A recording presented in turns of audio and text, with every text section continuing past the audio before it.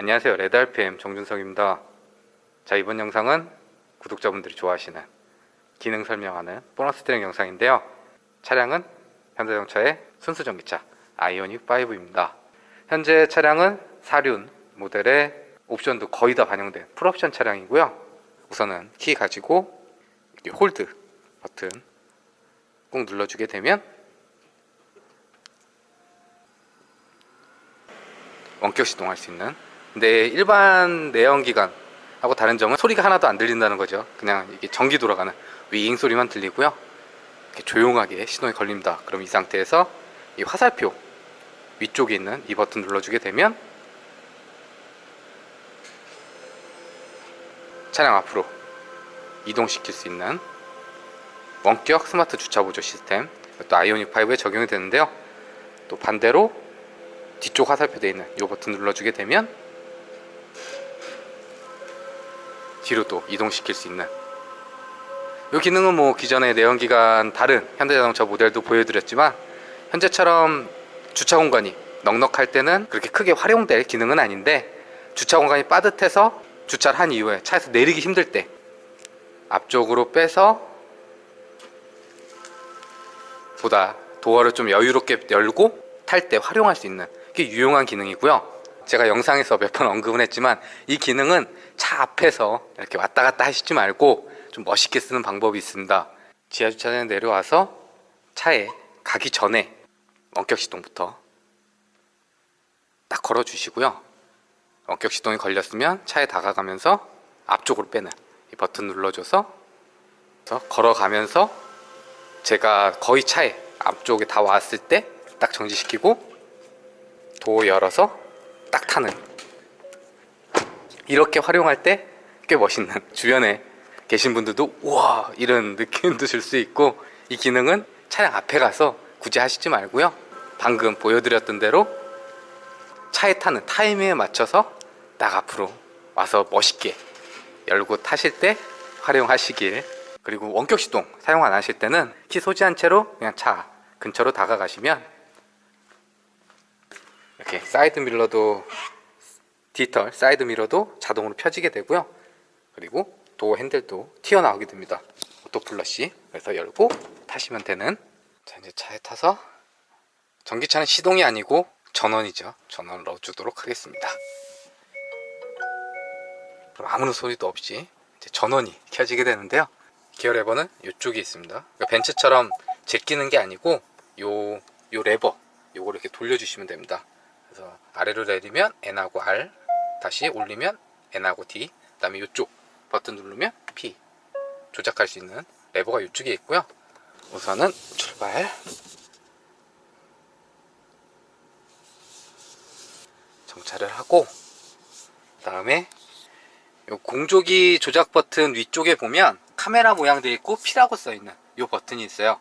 요걸 한번 누르면 차량 주변 비춰주는 어라운드 뷰 기능이 활성화가 됩니다. 다양한 방향에 따라서 차량 주변을 확인할 수 있고요. 여기 요 버튼 눌러주면 차량 3D로 해서 주변도 확인할 수 있는 어라운드 뷰 기능을 조작할 수 있고, 방금 눌렀던 이 카메라 버튼을 꾹 눌러주게 되면요, 이런 화면이 하나 떠요. 주차 공간 탐색 중이라는. 그러니까 키를 가지고 차량 원격 시동 걸고 앞뒤로도 뺄 수가 있지만, 차량 내에서 주차뿐만 아니라 키를 이용해서 원격으로 주차도 할 수 있는데요. 우선 주차 공간 찾으러 출발하겠습니다. 속도는 20km. 바로 찾았네요. 그럼 저는 여기다가 한번 주차를 해보도록 하겠습니다. 하고, 그럼 여기 이제 원격 주차하고 스마트 주차 나오거든요. 원격 주차는 차에서 내려서 키를 가지고 하는 거고요. 스마트 주차는 차량 내에서 하는 건데, 우선 차량 내에서 하는 거 스마트 주차. 핸들에서 손 떼고 주차비 버튼을 누르게 해주십시오. 핸들은 잡지 마시고요. 요 버튼만 눌러주면 이렇게 스스로 탐색한 공간에다가 핸들도 돌려주고요, 주차를 하게 됩니다. 이때는 가속 페달이나 브레이크 페달 다 조작 안 하셔도 되고요, 요 버튼만 누르고 계시면 됩니다. 먼저 경험했던 현대 다른 내연기관 자동차들하고 좀 다른 게 속도가 되게 빨라요. 좀 무서울 정도로 빠릅니다. 약간 부딪히면 어떡하나 싶을 정도로 핸들도 그렇고 가속 페달도 꾹꾹 받습니다. 아주.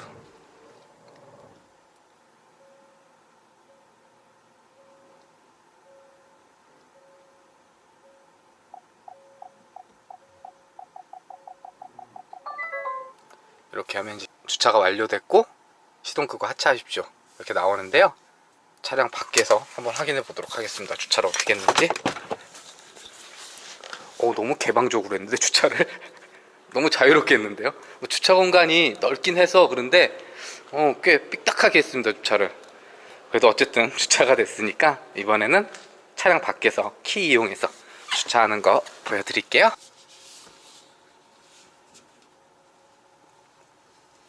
그리고 여기서 다시 정차한 후에 이번에는 이 버튼을 꾹 그냥 눌러주겠습니다. 그러면 주차 공간 탐색 중 나오고요. 다시 출발. 속도는 일반 내연기관 경험했던 것보다 이 스마트 주차할 때 빠른데 주차 공간 탐색하는 건 비슷합니다. 빈 공간이 꽤 많이 보여도 얘가 원하는 자리가 늘 있더라고요. 그 자리를 찾아야 주차를 해주는. 그러면 여기로 또 한번 주차해 볼게요. 이번엔 원격 스마트 주차 요걸 할 건데요. 기어는 P단으로 바꿔 주셔야 됩니다. 그러면 브레이크 페달에서 발 떼도 되겠죠. 그 다음에 키 가지고 차량에서 하차.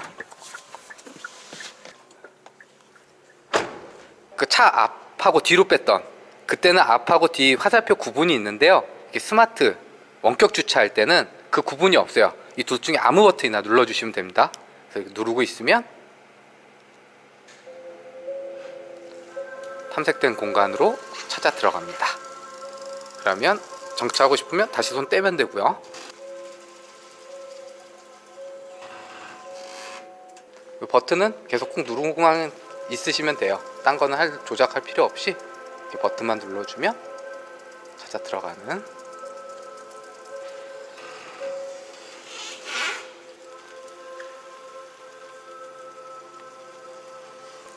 이번에는 또 꽤 반듯하게 들어가려고 노력을 합니다. 근데 진짜 빨라요. 일반 내연기관 조작하는 것보다는 이 기능이 되게 빨라서.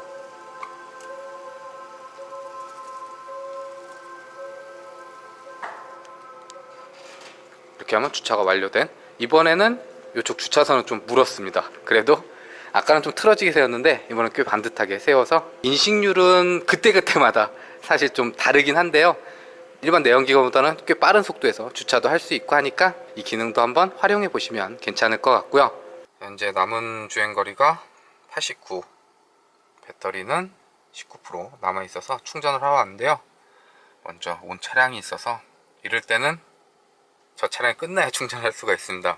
급속 충전이 되든 어쨌든 시간이 단축된 부분은 좋은데 이렇게 현재처럼 기다려야 되는 이런 상황이 있어서는 그 충전 시간에 배가 될 수도 있기 때문에 확실히 좀 부지런하셔야 됩니다. 전기차 충전할 때. 그래서 기다리는 동안 기능 몇 가지 더 살펴볼 건데요. 아이오닉5 출시되면서 요 디스플레이 두 개 연결된 이게 화이트 베젤이 적용이 됐습니다. 그에 따라서 그래픽도 백그라운드 색깔이 흰색이 적용이 되어 있는데요. 요거는 변경이 가능합니다. 여기 설정 들어가면 테마, 화면 구성에서 그래픽 테마 여기 들어가시면 화이트 테마, 블랙 테마 이렇게 설정을 할 수가 있어요. 블랙 테마로 바꿔주면 이렇게 원래 익숙했던 그 블랙 컬러의 테마가 적용이 되고요. 다시 화이트 테마 누르면 화이트로 바뀌는. 그리고 여기서 블랙 테마는 사용자 설정도 할 수가 있습니다. 시간을 설정할 수가 있어요. 그러니까 밤에는 이 화이트 컬러가 좀 눈부심이라든지 그런 게 발생할 수가 있어서 야간에는 좀 블랙 컬러로 설정을 해 놓으시면 자동으로 평소에는 화이트 테마였다가 블랙 테마로 변경되는 그 기능도 적용이 되어 있고요. 아이온5 충전을 해보도록 하겠습니다. 이 개폐는 이렇게 누르면 오픈도 되는데요. 다시 누르면 클로즈. 이 키에 보면 이 버튼이 있어요. 충전기 모양된 홀드라고. 이걸 눌러줘도 오픈됩니다. 닫히는 거 되나요? 닫히는 것도 됩니다. 이 버튼 갖다가 오픈하고 다시 열 수 있는. 물론 여기서도 조작해서, 근데 여기는 좀 꾹 눌러줘야 돼요. 이렇게 충전해 볼게요. DC 콤보 방식입니다. 그래서 급속 충전 가능하고, 초급속 충전은 e피트라고 따로 있어요. 거기 가야 이제 초급속 충전되고, 일반 DC 콤보는 급속 충전, 그리고 뭐 아시다시피 완속 충전 방식을 다 지원을 하고 있는데요. 지금 배터리가 별로 없어서 여기 한 칸만 깜빡깜빡 거리는데, 이제 차게 되면 이게 불빛이 채워지게 됩니다, 칸들이. 그래서 80%까지는 34분, 80kW 속도 나오는데 괜찮네요. 아, 근데 날씨가 너무 덥습니다. 날씨가 너무 더워서 저는 공조기를 켜도록 하겠습니다. 충전 시간이 길어진다고 하더라도 지금 34도인가 그래요. 그러면 충전하는 상태에서도 에어컨 다 킬 수가 있고요. 뭐 겨울에는 히터라든지 충전하면서 킬 수도 있는데요. 이렇게 되면은 방금 보여드린 대로 시간이 좀 늘어나는데, 여기서 하나 팁이, 아내가 그렇게 덥지 않으시다 또는 춥지 않으시다 하면은 열선 통풍 요거 끼시면 그 충전 시간에는 좀 영향을 덜 미칩니다. 에어컨이나 히터는 끄고, 추우시면은 뭐 열선, 더우시면 통풍, 요거는 좀 영향을 덜 주는 것 같더라고요. 주행할 때도 그렇고, 또 대부분 충전하실 때 뭐 식사를 하시거나 다른 일 보는 경우들이 있으니까 이렇게 해서 활용하시면 될 것 같고요. 방금 보여드렸듯이 아이오닉5는 공조기 조작하고 하는 부분에 1열 시트에 열선하고 통풍을 조작할 수 있는 물리적 버튼이 따로 나와 있지는 않습니다. 그래서 디스플레이 안에서 꼭 조작을 해줘야 되는 좀 번거로움이 있는데요. 그래서 내리면 통풍이고 올려주면 열선이 되는, 이 방향으로도 할 수가 있지만 끄는 것도 돼요. 여기 찍어서도 되고, 이런 부분들. 그리고 보조석도 동일하겠죠. 그 다음에 핸들 열선도 여기 있습니다. 웬만해서는 세팅하고 출발해라, 그 소리인 것 같습니다. 이게 운전할 때는 조작하기가 상당히 좀 까다롭기 때문에 1열 열선하고 통풍 여기서 조작한다고 보시면 될 것 같고요. 그리고 여기 EV 버튼 누르면 현재 배터리 상태하고 배터리 충전량하고 공조기 조작했을 때, 안 했을 때 이동 가는 거리, 그다음에 가장 가까운 충전소, 이런 것들을 표기를 해주는데요. 바탕화면에서도 이 화면을 볼 수가 있고, 자동차 요 아이콘 눌러주면 방금 봤던 그 화면으로도 빠지고, 그러니까 전기차 관련해서 인터페이스 디자인도 꽤 깔끔하게 구성을 해줬고요. 전자석 메모리 시트, 요거는 옵션 사양이긴 하지만 1열에는 릴렉션 시트 들어가고 2열에는 전동 시트가 들어갑니다. 그래서 이쪽에서 2열 시트의 앞뒤 이동을 할 수가 있어요. 그리고 보조석 같은 경우에 등받이 각도라든지 위치 변경, 운전석 또한 다 할 수가 있습니다. 그래서 이렇게 원하는 대로 세팅을 해 놓으신 다음에 여기 저장 버튼이 있어요. 눌러주면 모드 1, 2, 3이 나와요. 그래서 모드 1로 하게 되면 모드 1이 되게 되고, 이 상태에서 모드 1만 눌러주면 방금 저장했던, 그러니까 메모리 기능이라고 보시면 되고요. 그리고 1열 시트는 운전석하고 동승석이 다 릴렉션 시트가 적용이 되어 있습니다. 그래서 이렇게 등받이 각도만 조절이 되는 게 아니라 좌방도 올라오는 형식, 거기에 허벅지 받침대도 같이 올릴 수가 있는데요. 그로 인해서 이렇게 좀 누워서 휴식을 취할 수 있는 약간 그 리클라이너 소파 같은 역할을 해주는 시트가 1열에는 배열이 되어 있습니다. 그럼 운전할 때는 사용하는 건 아니고, 저도 아이오닉5에 왜 1열에 이렇게 릴렉션 시트를 적용했나 생각은 해봤는데요. 개인적인 생각은 현재처럼 지금 충전하고 있잖아요. 충전하고 있을 때 원래 운전하던 자세에서 대기를 하고 있으면 좀 불편하니까 이때 버튼만 한번 조작해 주면 됩니다. 시트 옆에 있는. 그러면 약간 눕는 형태, 그리고 허벅지도, 발도 이렇게 올려놓을 수 있는 형태. 그래서 이렇게 휴식을 취하라고 충전할 때 릴렉션 시트를 적용해 주지 않았나. 자, 그리고 차량 관련 들어가게 되면 운전자 보조, 그 다음에 스마트 크루즈 컨트롤, 이 항목이 나오는데, 이 스마트 크루즈 컨트롤은 설정해 놓게 되면 지정해 놓은 속도 내에서 앞차거리 계산해서 브레이크, 가속 페달 밟지 않아도 따라서 주행이 이루어지는 그 기능이잖아요. 근데 이전에 이 스마트 크루즈 컨트롤은 직접 운전하는 거하고는 다르게 앞차가 멀리 있으면 가속 페달 좀 꾹꾹 밟고, 또 가까이 붙으면 브레이크 페달을 꽉 밟아서 좀 이질감이 있었는데, 그래서 드라이브 모드 연동은 컴포트, 스포츠, 에코, 이 모드에 맞춰서 가속 강도 및 반응 속도를 조절해주는 그 역할을 해주게 되고요. 운전 스타일 연동은 제가 평소 운전하던 거를 학습을 한다고 합니다. 그래서 그 학습한 거를 기반으로 강도 및 반응을 조절해주는, 그래서 보다 직접 운전하던 느낌을 줄 수 있는 그 스마트 크루즈 연동 기능이 추가가 됐고요. 그 다음에 도어 들어가서 여기 파워 테일게이트 열림 속도, 이 항목을 보면요, 빠르게 보통이라고 있습니다. 그 트렁크 열릴 때 보통을 해놓게 되면 보통 속도로 열리고요. 빠르게 하면은 좀 빠르게 열리는 그 기능하고, 그리고 높이도 설정할 수 있어요. 높이는 완전 열림 3단계, 조금 덜 열리고 2단계는 반 정도 열리고 1단계는 좀 더 덜 열리는, 그러니까 1, 2, 3, 4 단계에 따라서 요 그림에도 표시가 되잖아요. 그 단계별로 테일게이트의 높이를 설정을 할 수가 있습니다. 또한 사용자 높이 설정해서 할 수도 있고, 테일게이트의 높이나 열림 속도를 개별적으로 설정할 수 있는. 그 다음에 스마트 테일게이트는 키 가지고 트렁크 쪽 가면 자동으로 열리는, 요거는 이렇게 체크해 놓으면 그 기능 활용할 수 있고요. 꺼 놓으시면 그 기능 안 됩니다. 아이오닉 5 스마트폰 무선 충전은 여기 이쪽에 있습니다. 여기에 놓게 되면 이렇게 스마트폰 충전이 되는. 근데 혹시 여기다 놨는데 스마트폰 무선 충전이 안 된다 그러면 이 차량 쪽 편이 여기 들어가시면요, 무선 충전 시스템이라고 있어요. 요거 체크 안 해 놓으셨으면 충전이 안 돼요. 요거로 체크해 놓으시면, 요 놓으면 스마트폰 무선 충전되는. 요 밑에 주행거리가 뜨잖아요. 근데 드라이브 모드로 바꿔주면 노멀일 땐 244, 스포츠일 땐 238, 에코 모드 땐 252. 주행 모드별로 주행거리가 차이가 있습니다. 거기에 공조기 에어컨 꺼주게 되면 278로 늘어나고요.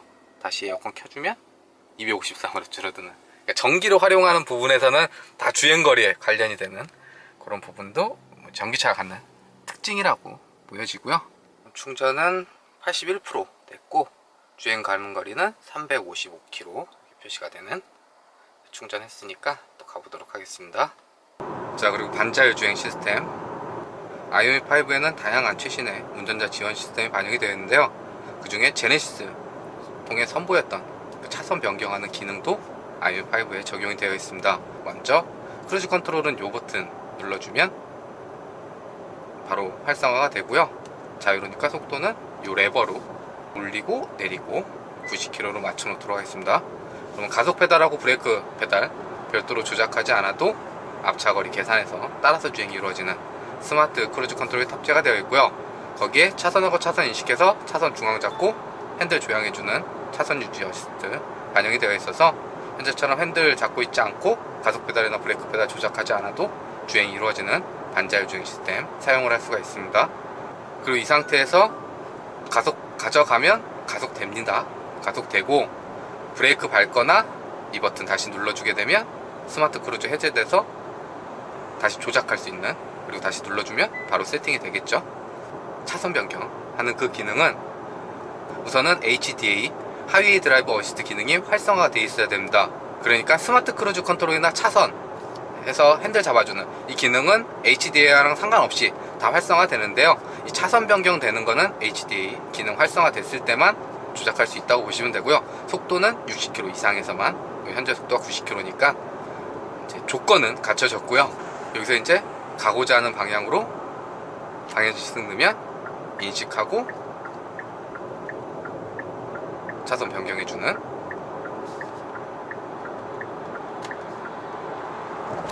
다시 한번 보여드릴게요. 이번에는 2차로로 방향지시 넣고 계기판에 알려줍니다. 활성화됐다고. 그러면 자동으로 차선 변경해주는. 인식률도 꽤 괜찮은 편이고, 또 앞차 가깝게 있으면 차선 변경하다가 자동으로 속도 줄이고 또 따라서 주행이 이루어지는 이런 과정, 전기에 있어서도 꽤 매끄럽게 이루어지기 때문에. 그리고 디지털 사이드 미러는 보여주는 모니터가 일반 사이드 미러를 볼 때보다 조금 아래에 있습니다. 그렇기 때문에 시선이 조금 더 아래로 내려가야 되는 그런 부분들은 있고요.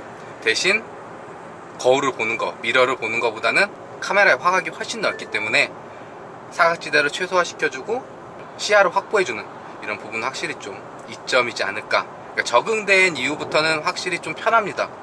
워낙 넓게 보여주기도 하고, 무엇보다도 야간이나 우천시, 그러니까 비 올 때 좀 더 또렷한 화질을 보여주기 때문에. 헤드업 디스플레이도 상당히 큰 대화면 사이즈의 헤드업 디스플레이가 적용이 되어 있습니다. 그래서 다양한 주행 관련 반자율 주행을 비롯해서 속도라든지 내비게이션 경로라든지 다양한 정보를 보여주는 부분은 괜찮은데요. 거기에 이번에 아이오닉 5에 적용된 헤드업 디스플레이는 내비게이션 목적지를 설정을 했었을 때 증강현실, 그러니까 제네시스 내비게이션에 적용됐던 그 증강현실 그래픽이 헤드업 디스플레이에 표현이 됩니다. 그래서 경로가 세부적으로 좀 표시가 될 때는 액션을 줘서 그 경로를 표시도 해주고요. 내비게이션에 비춰졌던 것보다는 전면 유리에 꽤 선명한 화질의 다양한 정보를 보여주기도 하고, 또 이렇게 증강현실로 꽤 멋진 퍼포먼스도 보여주기 때문에 추가금을 낸 거에 대한 값어치는 해주지 않을까. 그래서 제 개인적으로는 아이오닉5를 선택하신다면 이 헤드업 디스플레이 옵션은 적용하시는 걸 추천을 드립니다. 자, 여기까지 아이오닉5에 적용된 기능들 살펴봤는데요. 영상 유익하게 보셨다면 좋아요, 구독 눌러주시고요. 이상 저는 레드알팸이었습니다.